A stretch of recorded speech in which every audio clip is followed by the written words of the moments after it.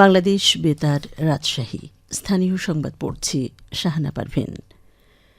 রাজশাহীর বরেন্দ্র অঞ্চলের গ্রাম ও শহর এলাকায় জলবায়ু পরিবর্তনে নেতিবাচক প্রভাব, খরা, তীব্র তাপদাহ এবং পানির ন্যায্যতা প্রতিষ্ঠায় সরকারকে কার্যকর পদক্ষেপ গ্রহণ সহ বৈশ্বিক জলবায়ু তহবিলের দাবির মধ্য দিয়ে অনুষ্ঠিত হল যুব জলবায়ু সম্মেলন। আজ রাজশাহী বিশ্ববিদ্যালয়ের ডিন্স কমপ্লেক্সে এ সম্মেলনের আয়োজন করে একটি বেসরকারি সংস্থা। সকালে সম্মেলনের উদ্বোধন করেন রাজশাহী বিশ্ববিদ্যালয়ের উপ উপাচার্য প্রফেসর ড মোহাম্মদ ফরিদ উদ্দিন খান। এ সময় উপস্থিত ছিলেন রাজশাহী বিশ্ববিদ্যালয়ের ভারপ্রাপ্ত রেজিস্ট্রার প্রফেসর ড ইফতেখারুল আলম মাসুদ ও পরীক্ষা নিয়ন্ত্রক প্রফেসর ড হাসনাত কবির।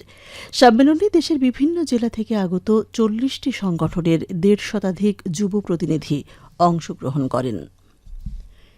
বিজয়ের মাস ডিসেম্বর শুরু হয়েছে। নাটোরে বিজয় দিবস ছাড়াও এ মাসে উদযাপন করা হবে শহীদ বুদ্ধিজীবী দিবস। বিজয়ের মাস ডিসেম্বর নিয়ে এখন শুনুন আমাদের নাটোর জেলা সংবাদদাতার একটি প্রতিবেদন। সবকটা জানালা খুলে দাও না, আমি গাইব গাইব বিজয়ের গান। বিজয়ের মাস ডিসেম্বর শুরু হয়েছে নাটোরে। বিজয় দিবস ছাড়াও এ মাসে জেলা প্রশাসন উদযাপন করবে শহীদ বুদ্ধিজীবী দিবস। এ ব্যাপারে অনুষ্ঠিত হয়েছে প্রস্তুতি সভা। জেলা প্রশাসক আসমা শাহিন বললেন, মহান স্বাধীনতা আমাদের জাতীয় জীবনের শ্রেষ্ঠতম অর্জন। শ্রদ্ধা এবং কৃতজ্ঞতায় স্বাধীনতা যুদ্ধে আত্মদানকারী শহীদদের স্মরণ করছি। বিজয়ের মাস ডিসেম্বরে জেলা প্রশাসন যথাযোগ্য মর্যাদায় বিজয় দিবস এবং বুদ্ধিজীবী দিবস উদযাপন করবে। বিজয় দিবস উপলক্ষে বীর মুক্তিযোদ্ধাগণের সংবর্ধনা প্রদান করা হবে। এছাড়া অনুষ্ঠিত হবে বিজয় মেলা। স্ব শিক্ষা প্রতিষ্ঠানে ক্রীড়া ও সাংস্কৃতিক অনুষ্ঠানের আয়োজন করা হবে। এছাড়া শহীদ বুদ্ধিজীবী দিবসেও জেলা প্রশাসন কর্তৃক যথাযোগ্য মর্যাদায় উদযাপন করা হবে। নাটোর নবাব সিরাজউদ্দৌলা সরকারি কলেজের 4 শিক্ষার্থী স্বাধীনতা যুদ্ধে জীবন দিয়েছেন।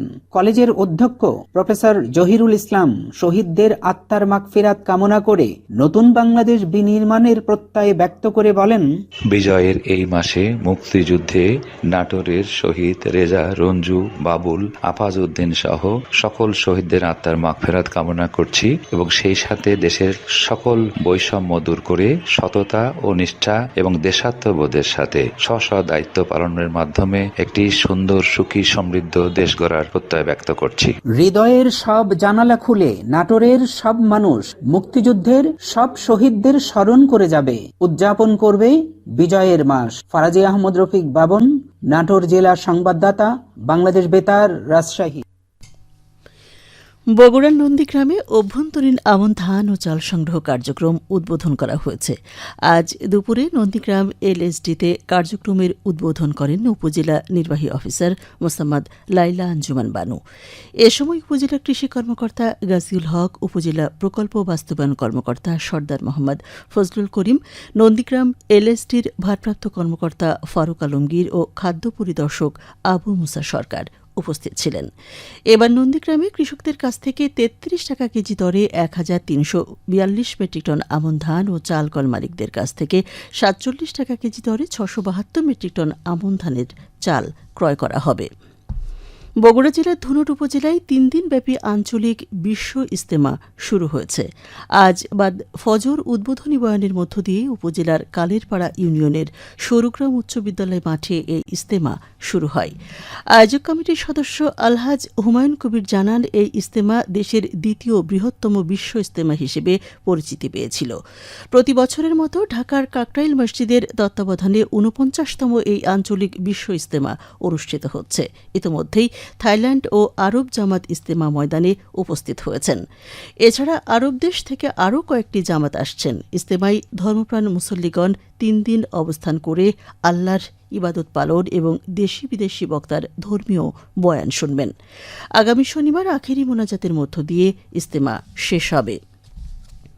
নানা আয়োজনে সিরাজগঞ্জে আন্তর্জাতিক স্বেচ্ছাসেবক দিবস পালন করা হচ্ছে। দিবসটি উপলক্ষে আজ সকালে শহরের স্টেশন বাজার থেকে একটি বর্ণাঢ্য র্যালি বের করে বিভিন্ন সড়ক প্রদক্ষিণ করে স্বেচ্ছাসেবী সংগঠনের সদস্যরা। পরে একই স্থানে এসে শেষ হয়। র্যালি শেষে আলোচনা সভা অনুষ্ঠিত হয়। এ সময় বক্তব্য রাখেন স্বেচ্ছাসেবী সংগঠন দি বার্ড সেফটি হাউসের প্রধান মামুন বিশ্বাস, সুখ পাখির সমন্বয়ক শেখ রজব, মানব সেবাই স্বপ্ন সংগঠনের ইসমাইল হোসেন প্রমুখ। বক্তারা সরকারের পাশাপাশি সমাজের বিত্তবানদের মানব সেবায় এগিয়ে আসার আহ্বান জানান। সবশেষে আবহাওয়া। আজ রাজশাহীতে সর্বোচ্চ তাপমাত্রা ছিল 29 ডিগ্রি এবং সর্বনিম্ন 14.2 ডিগ্রি সেলসিয়াস। বিকেল 3টায় বাতাসে আপেক্ষিক আর্দ্রতার পরিমাণ ছিল 39%। রাজশাহী ও পার্শ্ববর্তী এলাকায় আজ সূর্যাস্ত সন্ধে 5:16। সংবাদ শেষ হল। আমাদের পরবর্তী স্থানীয় সংবাদ সন্ধে 7টায়।